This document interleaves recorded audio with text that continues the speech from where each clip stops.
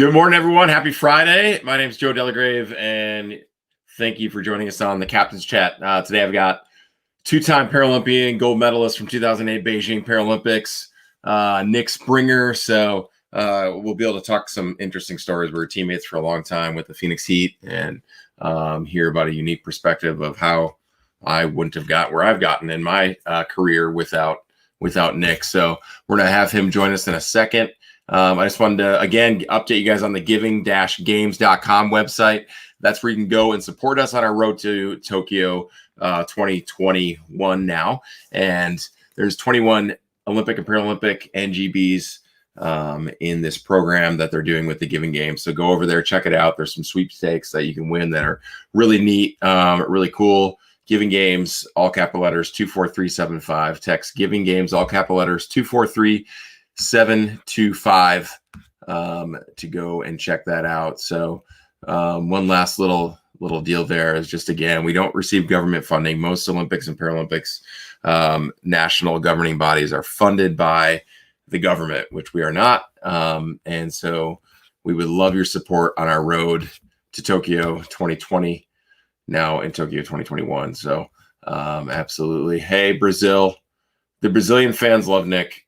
And we're going to bring him on right now. Just a great segue, right? Of course it is. How you doing, man? Good, man. Thanks for having me on.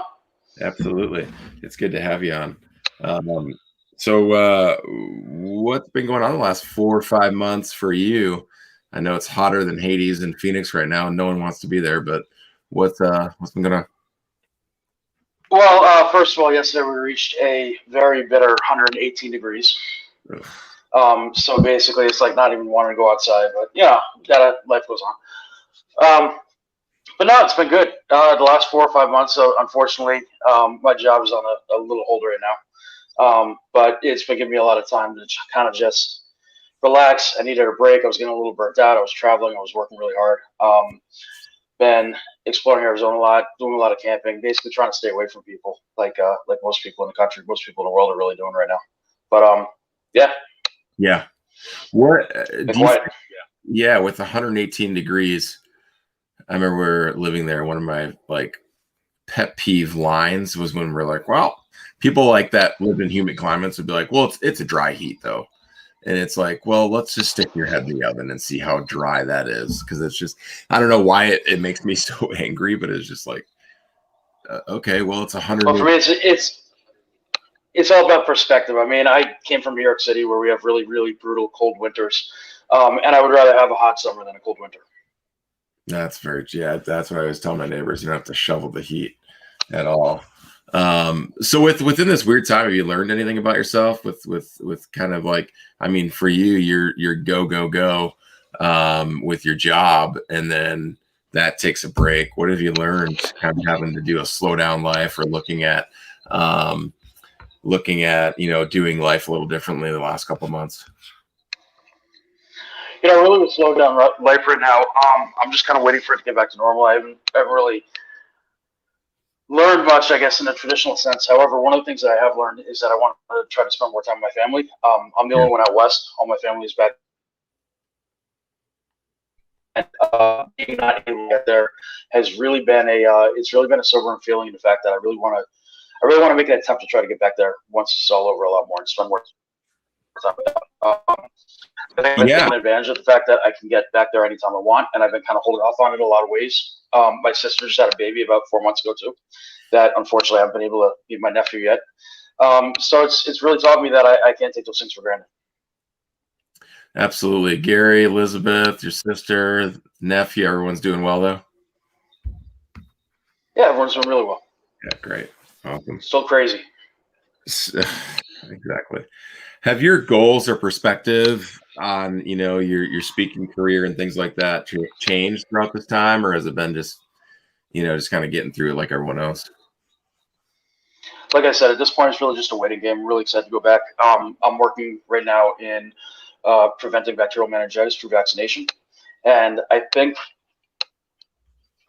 I'm hoping that a lot of this is going to come out, giving people a new appreciation for preventative medicine and preventing infectious disease. So it's really going to be interesting what happens in the world of vaccination once this is over. Well, speaking of vaccinations, Nick Pryor, I don't know if you can see it on your screen. Just do a little shout out. Yeah, I just saw it. Little no toes, little inside joke there.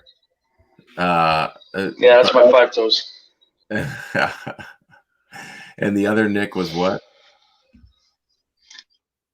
10 toes. 10 toes. Yeah. No toes, 5 toes, 10 toes.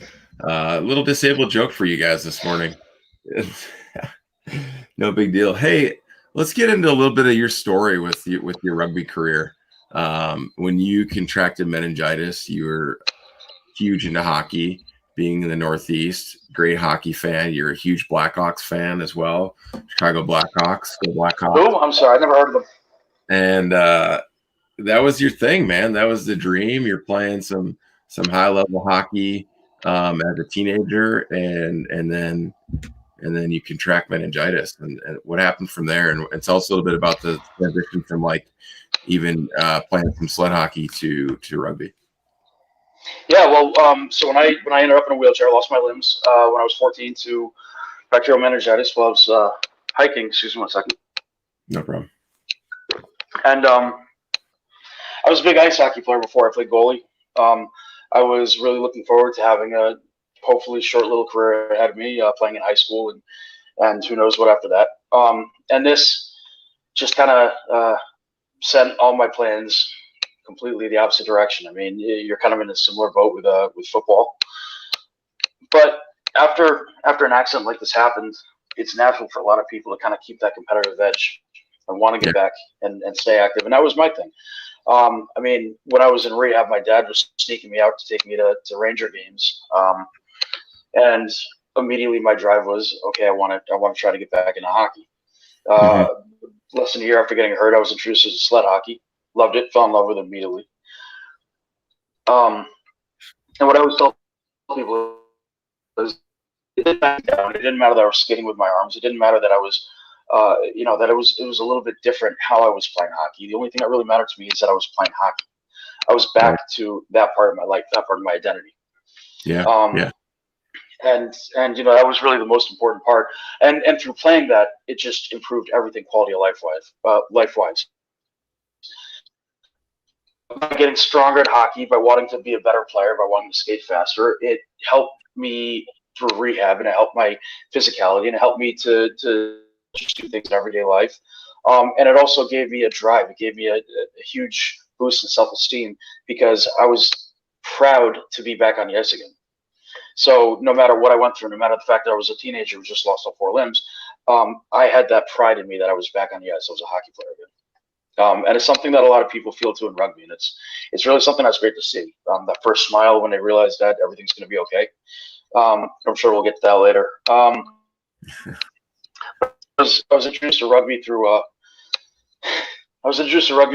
actually my mentor, and the captain of my hockey team, a guy named Victor Calisi out of New York City, who was a Paralympic sled hockey player, and he introduced it to me. He said, "Look, you're a good hockey player, but you can be a great rugby player." I'd never heard of it. I'd never seen it. Went out, checked it out. And my first thought is, I'm not interested in this. I want to play hockey. That was really my biggest priority. And the only thing I want to do. And after about a good year of convincing, because Joe, you know me, I'm very easily convinced. I'm not stubborn at all. After a good year of convincing, I finally went out. And I played my first game with the New York Jets rugby team, and I was hooked from the first moment I was out there, and I played both sports for a couple of years. And then finally I decided, look, I can really only focus on one, and I decided that rugby could be a better opportunity than hockey. Really tough decision, but I think I made the right one. Yeah, it looks to be that way. That's for sure. That's an incredible introduction. I think it's too, like you talked about your mentor right away. And I think, whether it's sled hockey or wheelchair rugby or any adaptive sports, they're at the core, they're a rehabilitative instrument to kind of get you back out in the world. Like, how important was that for you? You lose your arms and legs. Now you're playing sports again, but you're around a community of people that look at you as an athlete. How important was that at the beginning of your career? Well, it's multiple things. I mean, when I first got hurt, I really wanted to get my identity back. I really wanted to get who I was back. And on top of being just a 14-year-old, solid C student, I was also a hockey player. So I really wanted to get that part of my identity back, and that gave me the drive. And trying to get that part of my life back, it just improves everything overall. But it's also the first. It's multiple things. It's the first time that you get out there and you're around people like you, who were there 10 years before you. I mean, there are people who 10 years before I was ever hurt were going through the same thing. They were breaking their backs, breaking their necks, losing legs. They had that same mindset of, it's a little bit of fear, because it's not so much dwelling on the fact that you have a disability, but you just don't know what's next. You don't know what the future holds. And that's really what I was dwelling on, what a lot of people are dwelling on. And you see somebody who is in your position, who is now happy and living life successfully and out there with a good job and a good relationship and successful. And that's, no matter what tough times you're going through, you look at somebody who is there and you go, okay, right now my suck, but if I work hard enough, I can get my life back. I can get to that point. Yeah. And it gives you hope. So with that, I mean, you get the hope, you get your identity back, you're competing. At what point, are you taking that and going, like, I can make the national team, I can compete with the best, I can bring something that is uniquely different than anyone else in the court? Where like, when was that?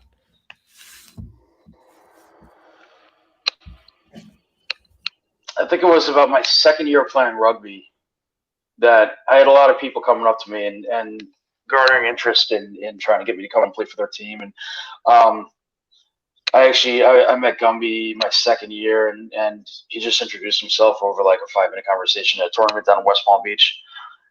And at this point, I really didn't know if I wanted to play rugby full time. But the more I learned about it, the more I learned not only about the sport itself, but about the lifestyle and about what it can do, and the more interested I got in it. And I was still playing for New York at the time, and I started to talk to Ed Hooper and Pat O'Connor of the Hover Round Lightning at the time down in Sarasota, Florida, about possibly moving down there and playing for them and going to college down in Florida.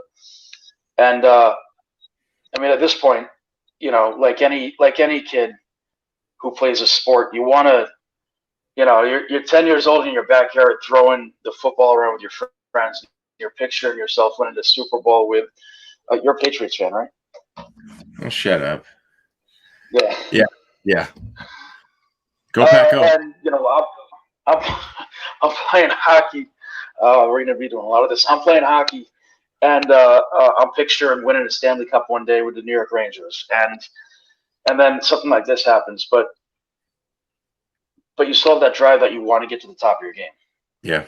And to me, in wheelchair rugby, the top of my game would have been going to the Paralympics. And every kid grows up knowing about the Olympics, but not a lot of kids grow up knowing about the Paralympics. And that's something that we're really trying to change, and we're doing a good job of it. Yeah, for sure. But I remember thinking about the Paralympics and thinking about the possibility of going. And my first thought went back to, let's see, we're the same age, so we were about 11 in '96 when the Atlanta Olympics happened.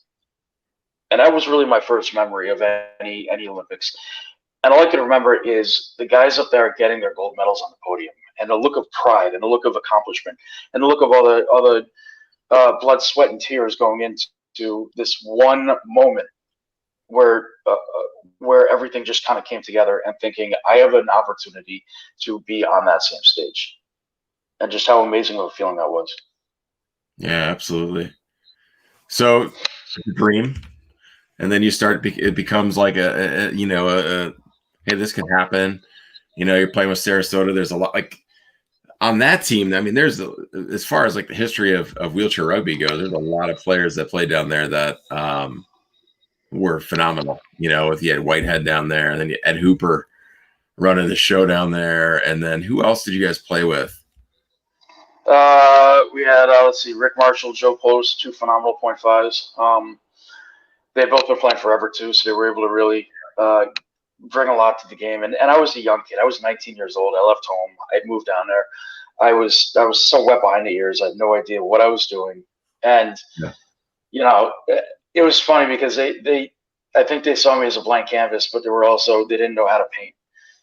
But as we kind of got to know each other, both on and off the court, it became really evident that we were just gonna mesh. Dave Jenkins was the 2.0 down there when I came down, and he was. I mean, we're still very close. Yeah. He was definitely huge in getting me to where I was. Whitehead came down a year later.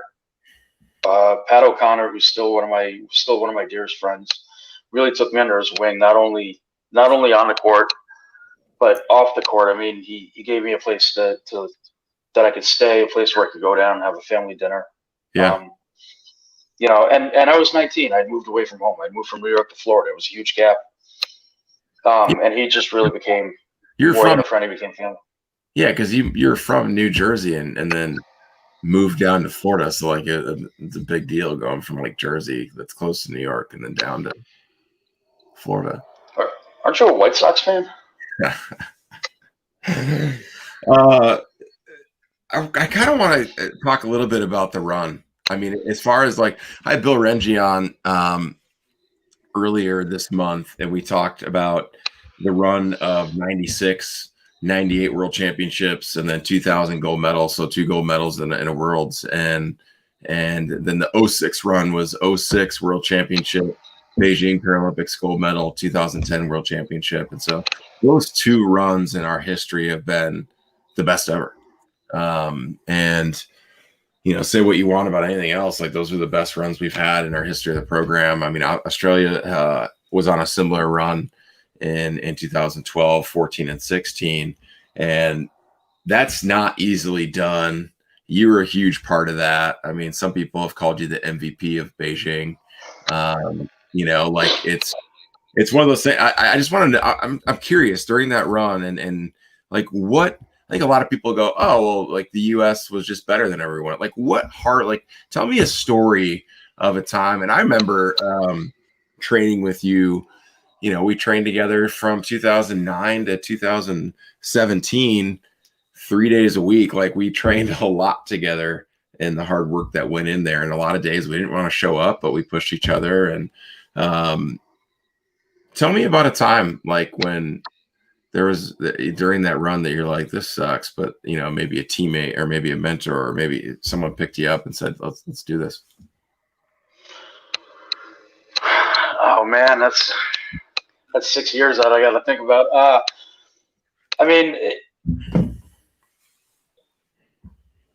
So I never made the USA team for the first time. I actually made it as an alternate when I was 20 years old, and about 2 weeks later, I got a phone call from Gumby saying, hey, somebody can't make it. Somebody had to drop out of the program. You're in. And I appreciated the fact that not only I was lucky to be there, but I think I was talking to my dad right after, and I was back in New York, and I was staying at home. And I remember I was talking, I said something along the lines of, I don't want to just be lucky to be there. I just don't want to be along for the ride. I want to have an impact. And it gave me something to work for, especially the fact that I was cut just 2 weeks before. Yeah. And this is probably about 2-3 months before 06 World Championships in New Zealand. And I remember saying to myself and saying to my family, I want to have an impact. I just don't want to be along for the ride. I don't want to be just happy to be there. And being the youngest one on the team too, I really listened to the veterans. I listened to Zupan. I listened to Scott, which didn't happen a lot when we were playing. Listen to Andy a lot, Kirkland. I am the head coach, guy. Listen to me. We'll get to that later. But I would listen to the veterans and I would appreciate them. And then we had all the rookies. We had Seth McBride, we had Justin Patterson at the time. We had Chance Rieger. And we were kind of our own little bond too, because we were in Brazil with a developmental team the year before. So you had the rookies, you had the veterans, and we were able to find a way for that championship to form a team. And it didn't matter what stood in our way. We were 12 guys who had a goal, and we would have won. Scott actually said it perfectly. We would have run through a brick wall to get to that goal. Yeah. I mean, I've never ran through a brick wall before, but I mean, It sounds like, yeah. It's well, in I think to set up that '06 championship, people forget 2004 New Zealand wins gold in Athens. Yeah. 2006 World Championships is in New Zealand. They're coming off a World Championship, a Paralympic gold medal, so like their confidence is high. The sport was a little different back then, where there's no shot clock, and they played a methodical, slow down game. But you get in that gold medal game, and I've watched it before. I mean, it's phenomenal rugby. You're getting into it. It's a back and forth game, but you guys played probably one of the most complete games that's ever been played back in that 2006 World Championship. Yeah, I mean, we went we played New Zealand in New Zealand. That crowd was electric. It was so loud in there. It was so exciting in there, and we were the enemy. Yeah. So basically, from the get go, it was an uphill battle. But we had a bunch of shirts that we fundraised with that year, and on the back of the shirts, our slogan for the entire year, which you said, was "Bring it back," because we wanted to bring back that trophy to where it belonged to us. And that's a pretty good shirt. Not as good as the 2010 World Championship run where we had to spend it, but I have nightmares about getting yelled at saying that. But we played New Zealand, and like you said, it was a really slow down game. We actually only won by, I believe, 4 or 5. But to the best of my memory, I don't think we had any turnovers the entire game. And if we did, we immediately got it back. It was a team where everyone contributed, everyone played, everyone was there, whether they are the first person on the bench helping you out and cheering for you and letting you know the time and letting you know that someone's on your back, or whether they were out there, everyone contributed. And you know what? That was it was my first World Cup. I was the youngest one on the team. It's the first time for me in like the spotlight. And I remember our first game against I think it was Japan. We were getting ready. We're on the sideline. We're getting ready to go on. The buzzer's clicking down for the game before us. And I turned to Andy, and I'm like 21 years old, and I'm like, I'm going to go puke. Yeah. Just so nervous. And yeah. Hey, you know what? It's good luck, man, somehow. But I was so nervous, and I was so excited to get out there. And, I realized at the end of the day, I was going to get some playing time, and I was so afraid of I wasn't afraid of screwing up. I was really afraid of letting my teammates down. Yeah. Yeah. And I feel like that's how I knew that it was going to be a really special team, is the fact that we were out there for them. We were out there for each other. Yeah, absolutely. That was a huge run. 2008 comes around, obviously springboarding off the World Championship gold medal game, and you guys get into Beijing. And I don't know if I didn't ask you before this, but I just, your story of the 2008 Beijing gold medal brings me to tears almost every time. But like, just it has a special meaning for you, I know, and I think not only winning a gold medal, but the way you did it, and then the way everything happened. You want to talk a little bit about that? Yeah. So for anyone who doesn't know, going into Beijing, we were the number 1 seed. We were heavily favored, and everything was going phenomenal with my path there. And I found out right before Christmas that I was going to Beijing, and unbeknownst to me, 2 weeks before, my mother found out that she had mostly terminal cancer. So when I found out right after New Year's, me and her actually made a promise that we would both fight. No matter what, we were going to give it our all. We were going to fight. And no matter what the outcome, we would still fight together. And that was really important for us. I mean, I remember I'd be training in the Texas heat, because I lived with Zupan in Austin right before Beijing for like 3 months, which in hindsight probably wasn't a good idea. But you know what? It worked out. Yeah. Put the 2 of us together in one room. It's a recipe for disaster. But we would be training, and we trained our ass off. And it's so hot in July in Texas. And there'd be times where I called her and I would say, "Oh, I really don't feel like training today." And she would say something like, "Oh, fuck off, I have cancer." And there's days where, sorry? Keep going. Keep going. There's days where she would call me and go, "Oh, Primo was just kicking my ass today, and I really feel sick." And I would just say, "Oh, you know what? Well, I'm gonna go train, and I'm probably gonna puke because it's 110 degrees out in Texas, and we're in it together." But before I went to Beijing, she started to get a little worse, and while I was over there, she took a turn. And actually, before the gold medal game, I don't know if she was alive or not. And I remember I was talking to Zupan. He goes, "What can we do?" And I said, "The only thing we can do is win." Honestly, I'm on the other side of the world. I'm in China. If she's gone, she's gone. If she's still there, she's still there. There's only one thing I could do, and that's to make my family proud and to make my country proud. And we ended up winning. Flew straight home. She died 20 hours after, but she had kept the promise that she made to me that she was going to see me win. And that was my biggest motivator when I was over there. Yeah. Was to win for her. But everybody had their motivator, and it didn't matter how big or how small to other people. If it's what drives them, is what drove them. I mean, the Athens team, they wanted to win because of what happened 4 years before. A lot of it doesn't matter if you're there for family. It doesn't matter if you're there for pride, for glory, because you want to win, because you want success for your family. It doesn't matter why you're there. We're all there for different reasons. But the one thing that we all had in common, and the one thing that brought us together, and the one thing that made us successful, is it didn't matter why we were there. We all wanted the same outcome. Yeah. And that was gold. Yeah. And we were 12 deep the entire tournament. I mean, we ran everybody. Yeah. No, absolutely. I mean, it was phenomenal. I remember watching it. That was like when I first fell in love with rugby, was, watching Nick Springer and you and Kirkland and Andy and Will and Seth and just running all over the court as twos. And I'm like, well, that looks awesome. They're really fast. And I was really fast too. There just was no S. There wasn't an S in my fast. That was the S part was missing.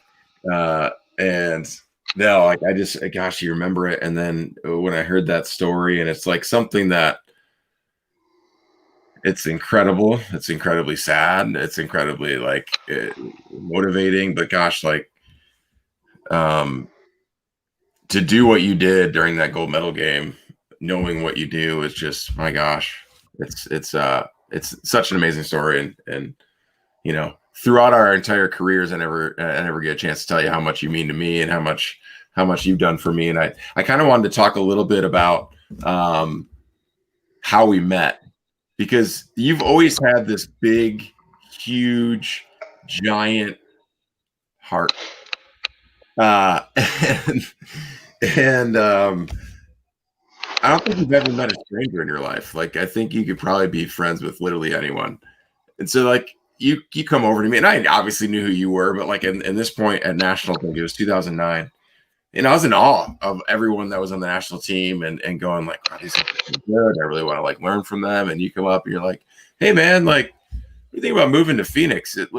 You're pretty fat, but like you could probably get skinnier and maybe just see what you got. And I'm moving to Phoenix. What do you think about it? And I'm like, huh? Like what? What's going on? But what were you thinking on your side of things? I'm kind of curious. Well, to set this up, I was about to graduate from college, and when we were in Beijing, me and Scott, Scott really was. Ben Goss says you're such an inspiration, by the way. Oh, I miss little Benny. Yeah, big is beautiful. That's right.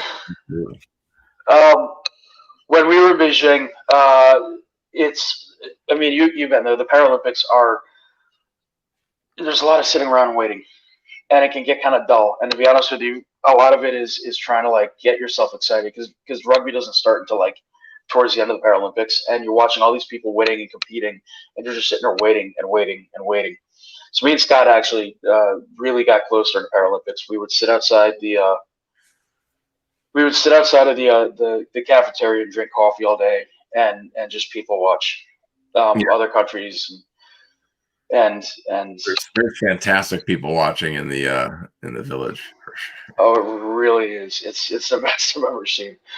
But that's where we actually came up with the idea for the Phoenix Heat. There was no team in Phoenix at the time. Scott was playing in Texas. I was playing in Florida. But both of us. There was the Arizona Outcast. There was the Arizona Outcast. But both of us, he wanted to start a team here, and I knew that my team was most likely going to fold because I was graduating, probably going to leave, and a lot of the other guys were contemplating kind of calling it quits. Yeah. So I needed a team, and that's where we made the team. It was me, Shimakawa, and Scott, and we needed a fourth too. And then roll forward to I think the following December or January, where we had tryouts for the next developmental team, and in comes Big Joe. Huge Joe. Joe who got stung by a bee and is deathly allergic. Joe. Yeah. And I remember we were playing against you, and I think you got cut. And I'm not gonna lie, you weren't really that good. But you had potential. No, it wasn't that good. But you had potential, and I kind of saw that potential. And then a couple months later, we were trying to figure out who our 4-2 was going to be. And I said, I know this one guy. I only met him once. We talked very briefly, I think, in Birmingham.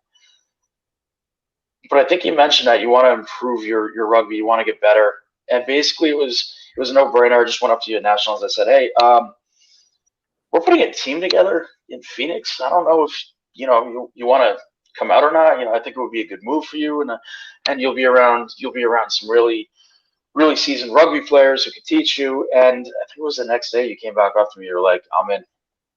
Yeah. Really quick decision. It was, well, it's like, okay, well, you got literally you're gonna play with 3 Paralympians, Shimakawa, Nick, and Scott, and then if I knew that I was gonna be like the scapegoat for an entire year and cry myself to sleep. No, I'm like, that year was we didn't win a whole lot, but man, what a fun year we had, and I learned so much, and it was a lot of like, Joe, what are you doing? Joe, don't, no, Joe, and then a lot of just a couple hashtag question mark exclamation point money sign words at my way, but it was fun, and it was fun, and it was also, I mean, you were the scapegoat. Yeah. But it's not so much you were a scapegoat, but it's that a lot of it too was like, you were the newbie, you were the rookie. Yeah. But the drive was there. I mean, this is back when we were in that old POS gym out in Mesa. But we were training there 3 times a week, and I think a lot of what we saw in not only you but in our team is the fact that all of us wanted to improve. We all want to get better, and we all want to win. And it took a few years, took a few different high corners, but Yeah, we rolled through them. The good old Manny. That old gym. Show up to the old gym, then we'd try to find some stranger to pull our chairs out, and or we'd have youth just throw them in, and then go get some photos. Great times. And I think, sometimes a lot of people are like, oh, like, it's easy for you, and you get whatever, blah, blah, blah. And it's like decisions, you've moved cross country, you moved down south, and then you moved literally cross country, all for the sake of rugby. But man, like, I think a lot of people are like, well, I just want to get better and everything. And it's like, it takes sacrifice. It takes a lot of hard work. And it does. It takes a lot of sacrifice. It takes a lot of hard work for the player, not only physically but mentally too. And I'm sure it'll come up later, but that's one of the reasons that I decided to call it quits when I was 32. Was you not only miss out on so much on your life, but you miss out on so much on the people you care about and the people you love's life. Yeah. I left home when I was 19, and I still live out in Arizona. I still enjoy it out here. But I found myself missing out on a lot of good opportunities, birthdays, celebrations. I almost missed my sister's graduation because of a rugby event. I've missed weddings. I've missed it's it's not only what you sacrifice, but you sacrifice time with the people you love too, and it's hard. Yeah, absolutely. But it takes dedication. I mean, these things don't happen by accident. It takes a lot of hard work. It takes a lot of. I mean, you said it before. When we went on our run with Phoenix, we were training 3 times a week as a team. I mean, me and you would be getting together on our off days, and we'd be getting together like 7 a.m. We would be getting together at like 6 a.m. on like 7 a.m. on a Saturday morning to go push. Coming back to my apartment, getting my girlfriend to make us lunch, and then we would go back and train for another 2-3 hours. Yeah, it was insane times. Insane. It takes hard work. It really does. But hard work pays off. Yeah, absolutely. Let's pivot here. I want to talk a little bit about ability, misconceptions. I mean, you're a guy. I think when you and Jim lived together, when Jim was in Phoenix, I don't think you had paid for lunch once. I don't know what kind of shtick you guys had or what was going on there. And then I showed up once with my kids, and they're like, "Well, he can get lunch free too." And I was like, "Maybe I need to hang out in the corner." But Jeremy says he crashed. That's awesome. I did crash his wedding. Yeah. Ernie. Maybe we'll just talk a little bit about heat ball. Thick skin and a full self-esteem bank. Yeah. What do you think about what was your favorite memory of like our Phoenix team that had the run that we had in the middle of this last decade? Oh man, I mean, winning is phenomenal. Winning that final championship when that final buzzer went off, that's a phenomenal feeling. I don't think people realize that we were so close. The entire team, all of us were so close off the court as well. We would have practice, and basically the entire team or anyone who could would always go get lunch afterwards, and we would just sit there BSing for hours. I don't even remember our record, but I think we lost 4 games in 4 years, and I win-wise, I couldn't tell you what we had. But it was really, oh God. I mean, just the memories that we had were there's so many of them, from, like I said, from winning to going to tournaments and just going out and being boys and having a few beers after, to Ernie's mustache, to just everything. Jake's rookie year. Jake's rookie year. Well, Jake in the back of a pickup truck. Hopefully Jake's now listening. Well, hopefully he is. So Jake Zunich, from Phoenix, from New Mexico, but lived in Phoenix. And so it's this rookie year, and we're taking him to the San Diego Best of West tournament. Phenomenal. And we always went to this same Mexican restaurant. Scott's like, "We got to go here. The chips and salsa are amazing." And then we'd have a couple beers, and then Scott would yell at us for having a couple beers, even though he was the one. Even though he usually bought them. Okay. Yeah. And what are you guys doing? What? Anyway, so we're at the restaurant, and then we didn't see Jake for a while. So we're like, I wonder what happened to Jake. And then we went in the bathroom. We're like, oh, that's what happened to Jake. It smells like a barnyard in here. And we're like, all right, well, let's just help you out. We'll get you out to the car and everything. And we're like, well, it's probably easiest to put him in Scott's truck.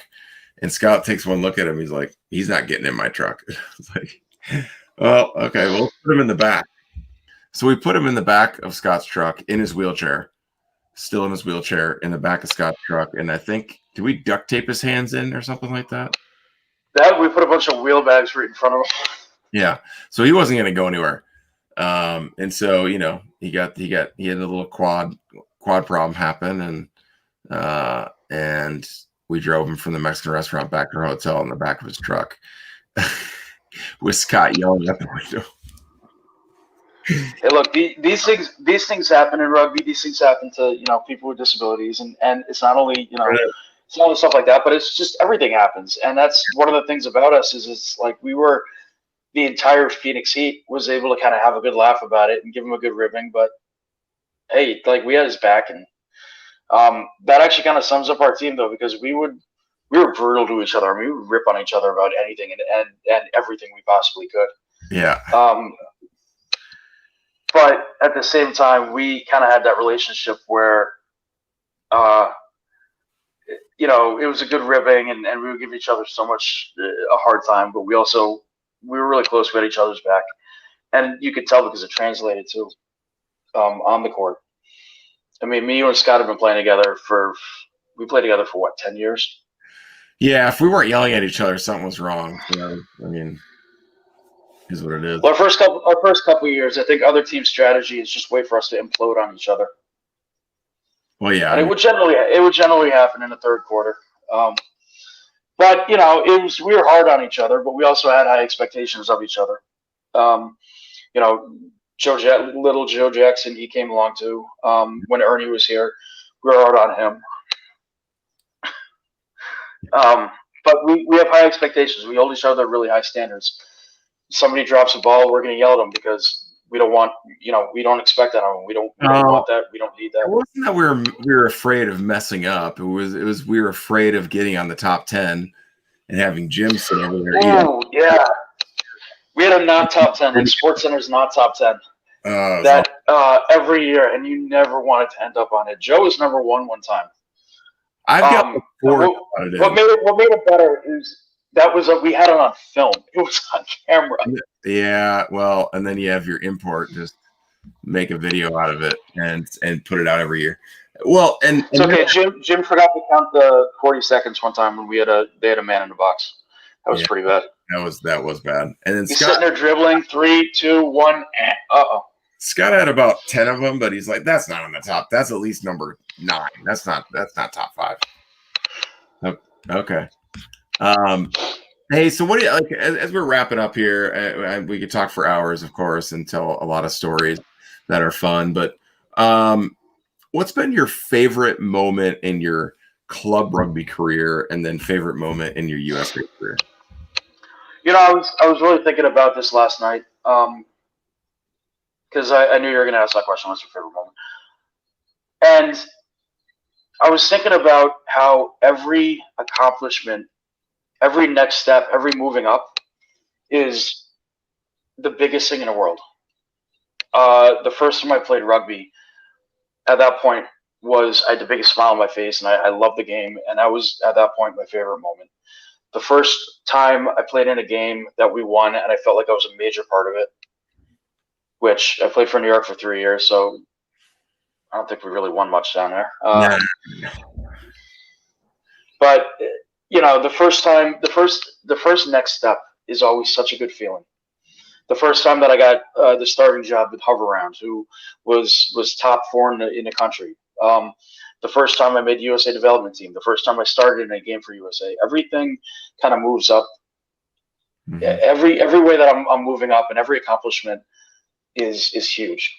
I mean, obviously, the easy answer is winning a gold medal in Beijing, or winning a 3, possibly 4, depending on who you ask, national championships with Phoenix.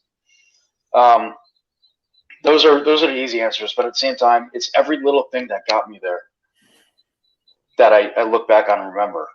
And everybody who got me there, man. I mean, when you win that gold medal. When I was up there, all I kept thinking about was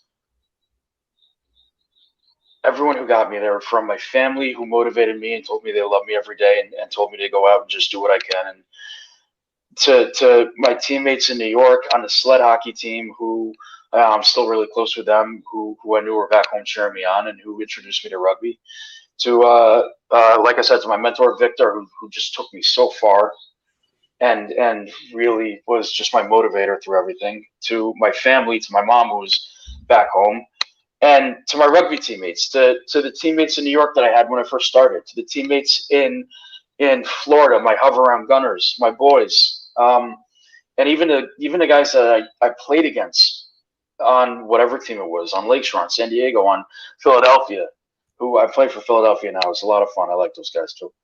They told me if I didn't give them a shout out, they weren't going to let me play this year. McGee Eagles, yeah. McGee Eagles. But it's really, you think about everybody who got you there, man. And you don't do it alone. Yeah. I mean, no one can say, well, I got here and no one helped me, because you have a lot of help and you don't do it alone. And it just makes you so appreciative. And I think I think my favorite moment was looking back at the journey, to be honest with you. Yep. Yeah, that's beautifully said. I think you're spot on with that, and really neat perspective, for sure. Last question: tips for athletes who want to get better. Let's say Nick Springer-esque kid rolls through the gym. Are you gonna tell him to turn around and get the hell out of there? No, I like.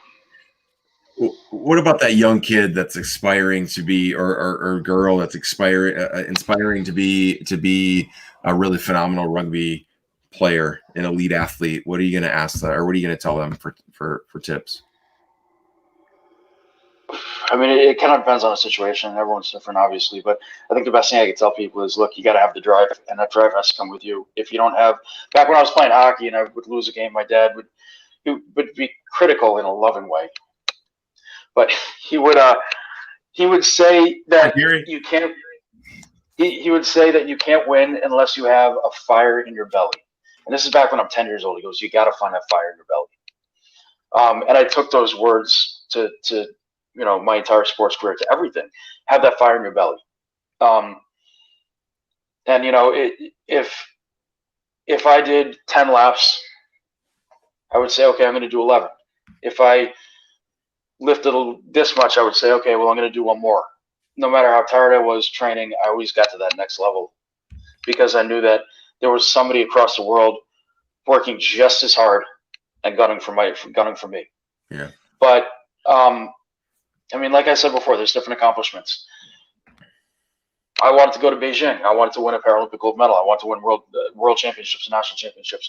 But I see guys who they don't want to play competitively. They just want to go out there and help their club team win. Yeah. And to them, that's their gold medal. Yep. And no accomplishment is bigger than the other, because if somebody has a goal, if somebody has a drive, if somebody has something that they want to do, if that's the biggest thing to them, then that's the biggest thing. 100%. Yeah, that's huge and well said.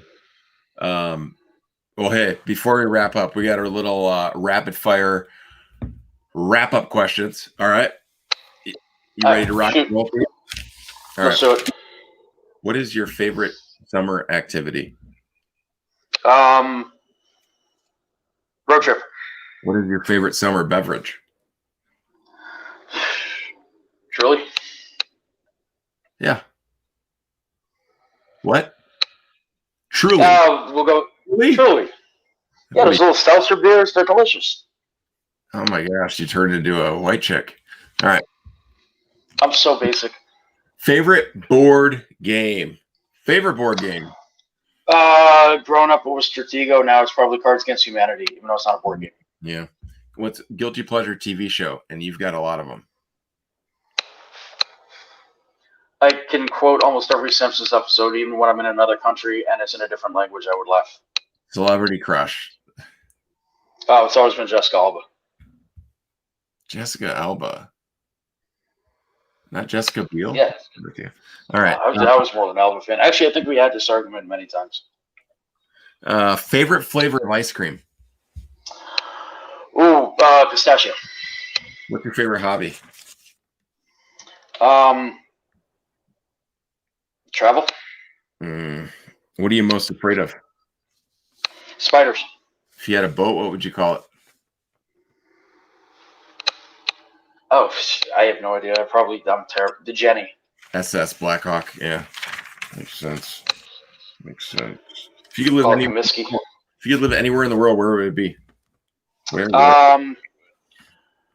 Either closer to my family or Vietnam. Who's the best hockey player ever? Mark Messier. That's just wrong. Like, that's wrong. Hey, dude, Gretzky might be better known, but Messier is the only one who won 2 cups with 2 different teams. What book are you reading right now? Max? Right now I'm reading a book called Lone Wolf and Cub. What's the strangest thing you've ever eaten? Fugu, poisonous blowfish. I told people that's how I lost my limbs. They probably believe you. How many little girls have you made cry when you've been on an airplane being like, I didn't eat my vegetables and now I have no arms and legs? Favorite post-game snack? Chocolate milk. When I dance, I look like I need to go home. Haribo gummy bear. That's what you look like. A Haribo gummy bear. Manny came up with that. No, Manny didn't come up with anything. All right. Let's see. Last one. Two more. Favorite music artist. Oh, NoFX. Remember that time before World Championships where we went to this? Didn't we go to like some karaoke thing and stay there for like 6 hours? And anyway, if you were, I'm a good karaoke singer. You are, yeah. Nick is, yeah. Mm-hmm. If you're stranded on a tropical island, what 2 things would you have with you? Wait, what was the question? You're stranded on. You're stranded on a tropical island. What 2 things would you have with you? My hands and my legs back. That's such a. Okay, if you had arms and legs, what would you take with you? A good book and someone to talk to, I guess. I don't know. Fair enough. A good book. You're bringing a book with you on an island? I don't know, man. I've never thought about that. I've never thought about what I would do if I was ever on a tropical island stranded. Haven't you watched the Tom Hanks movie? Yeah, he didn't bring anything. He brought a pocket watch and a bunch of boxes with stuff in them. Oh, fair enough. Hey, man. What do you bring? I don't know. I asked the questions. That's why. Just don't ask me questions on my own show. I wouldn't. You know what? I wouldn't bring a book.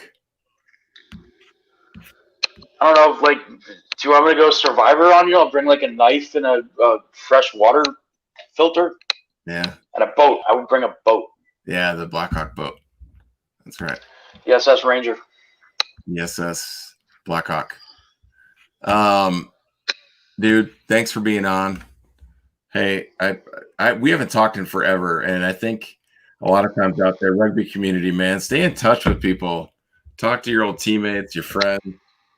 We've been through a lot together, dude. I love you so much, and thank you for having that conversation with me in 2009. That literally changed my life. Yeah, absolutely, man. Miss you a lot, and like I said, I'm proud of what you're doing, and I'm proud of what everyone's where rugby's going and what it's become. Absolutely. And I wish you guys the best of luck moving forward. Thank you, man. Well, hey, from one of the best to ever play the game, thanks for coming on. Really appreciate it. Quick shout out to the Giving Games again, giving-games.com.